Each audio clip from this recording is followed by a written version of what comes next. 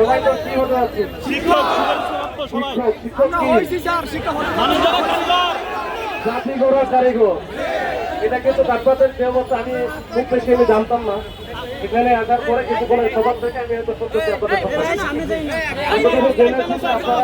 আপনারা শিক্ষক নিয়োগের যে যতগুলো সবগুলো অনুসরণ করে শেষ করে এখন নিয়োগের অপেক্ষায় নাকি আপনারা হচ্ছে মানে চূড়ান্ত হবে সুপারিশকৃত প্রার্থী। একটাই বাকি আছে, সেটা হচ্ছে নিয়োগ। এর মাঝে কোন বিষয়গুলো কোথায় গিয়ে আটকানো এটা তো আর আমি জানি না। এটা নিশ্চয়ই কোনো না কোনো বিষয় আছে, সেটা কি করতে হবে? এখানে কি এই রাস্তা অবরোধ করলে, রাস্তা দখল করলে হবে? শান্তিপূর্ণভাবে করেন, এটা আমার সমস্যা নাই। শান্তিপূর্ণভাবে করেন, আপনারা চাপ দেন বা আপনারা প্রেশার চেক করবেন, এটাই স্বাভাবিক। 14,000 ছেলেমেয়েরা কোথায় যাবে? কিন্তু পাশাপাশি যেটা করতে হবে, তোমার তো আসল জায়গায় নাই নাকি? সেখানে আমার কথা বলতে হবে, আলাপ আলোচনা করতে হবে এবং এই নিয়োগটা যেন সুন্দরভাবে সুস্থভাবে হয়ে যায়, সম্পূর্ণ হয়ে যায়, সবার আশার জন্য সংশোধনের পূরণ হয়, এটা করতে হবে। সেটা করতে গেলে আমাদের একমাত্র উপায়টা কি? আমাদের একমাত্র উপায় হচ্ছে এই যে এটা তো করে মন্ত্রণালয় থেকে নিয়ন্ত্রণ করে নাকি? সচিবালয় যেটা বলে, সচিবালয়ে যেটা তোমাদের এই যে মন্ত্রণালয়ের দায়িত্বে যারা আছে, বিশেষ করে প্রাথমিক গণশিক্ষা মন্ত্রণালয় নাকি?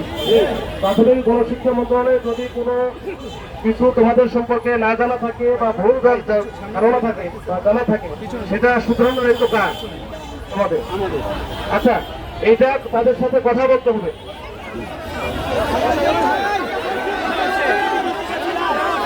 দাঁড়ানো ভাই, একটু দাঁড়ানো ভাই, একটু দাঁড়ানো। একবার কথা বললে ভাই যে আমরা গত 1.5 বছরে এরকম মনে হয় কয়েক হাজার আন্দোলন, ঠিক আছে, বহু আন্দোলন করে আসছে। এই তো প্রাইমারি শিক্ষকদের ওই যে একটা বিরাট বড় একটা ঝামেলা ছিল, ওই যে সব বিভাগের হয়ে গেছে সেটা ওই সময়ে, যেটা এছাড়াও যেটা পরবর্তীতে ঢাকা এবং চট্টগ্রাম বিভাগ ঝামেলা ছিল, আমাদের সুপারিশ প্রাপ্ত হওয়ার পরে হচ্ছিল না, হয় নাই, বুঝছে না? আমরা যোগাযোগ করে দিচ্ছি না, আমরাই তো কথা বলছি। পরে যখন এটা ঝামেলা করলো, যে রাস্তায় যখন যায় তখন ওদেরই ক্ষতি হচ্ছে। কিন্তু ক্ষতি করানো দরকার নেই, তোমরা তো নিয়োগ প্রাপ্ত হবা, এখানে কোথায় কোন সমস্যা আছে সেই সমস্যা অ্যাড্রেস করা আমাদেরই দায়িত্ব। মানে আমরা সবাই মিলে কাজটা করবো। আমি পুলিশে আছি, আমার যেহেতু ওই প্রাথমিক চেষ্টা আমাকেই করতে হবে, আমার সাথে তো পুলিশ বাহিনীর সাথে কোনো সমস্যা আছে? কোনো ঝামেলা নাই, মানে আমাদের কোনো বিষয় নাই। কিন্তু রাস্তায় যদি তুমি নামো বা রাস্তায় যদি আটকাও, তাহলে আমি বসে থাকবো?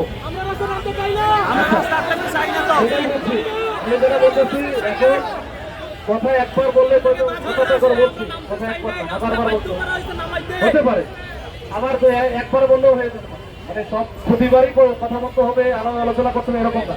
আমার অনেক সময় কিন্তু অনেক সময় লাগে, তাদেরও তো অনেক সময় অনেক বিষয় থাকে, সেগুলো তো সুধানের বিষয় থাকে। আমি জানি না তো, এই ভাই আপনাকে কথা বলেন, দাঁড়ান না। শিক্ষক হবেন, আমি বলছি যেটা বলি, আমি এটা শোনেন, তারপরে শোনার পরে কথা বলেন। এখন এমনিতেই একবার লাফালাফি করে ওই রাস্তাটা দখল করে কিছুই হবে না, বরং যেটা হবে আমাদের সাথে ঝামেলা হবে। আমি কেন ঝামেলা করতে যাবো না, বা আমার সাথে কেন ঝামেলা করতে হবে? এখানে করে কিছু করলে তখন পুলিশ ডিসপার্স করবে, পুলিশ ডিসপার্স করলে এখানে একটা মামলা হবে, মামলা যদি খাও তাহলে তো আবার আর এক ঝামেলা, তখন চাকরি এমনিও হবে না। এটা দরকার নাই, আমি চাইতেও চাই না।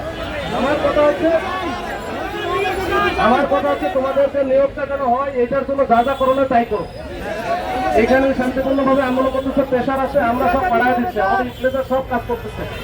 এর বাইরে যেটা করতে পারি, তোমাদের মধ্যে থেকে 5-7 জন যারা আছে আমি পাঠাবো, সমস্যা নাই। আমি আর আমার প্রতিনিধি হিসেবে তোমরা যাবো, আমার লোক থাকি, দুইজন আমিও যাবো, কথা বলা লাগলে আমিও কথা বলবো, সমস্যা নাই। কিন্তু এটা ওই অন্যভাবে না, এটা হচ্ছে শান্তিপূর্ণভাবে থাকো। আমরা নিয়ে যাচ্ছি মন্ত্রণালয়ে, এখানে মাননীয় প্রতিমন্ত্রী আছে, ওখানে আমাদের সচিব স্যার আছেন, ওনাদের সাথে কথা বলে ওনারাই তো সমাধান দিবে নাকি? আমি দিতে পারবো? আমি দিতে পারবো না, ওনারা দিবে। তাহলে ওই কথায় আমরা কেন না যাবো না? আমি একটু কথা বলা নেই, কথা বলে নিয়ে আমি তোমাদেরকে জানাচ্ছি, তোমরা একটু থাকো, তোমাদেরকে আমি প্রতিনিধি নিয়ে আমি পাঠিয়ে দেবো, তোমরা কথা বলে আসো। যদি না হয় আবার বসো, সমস্যা নাই তো, আবার বসো, সমস্যা ঠিক আছে।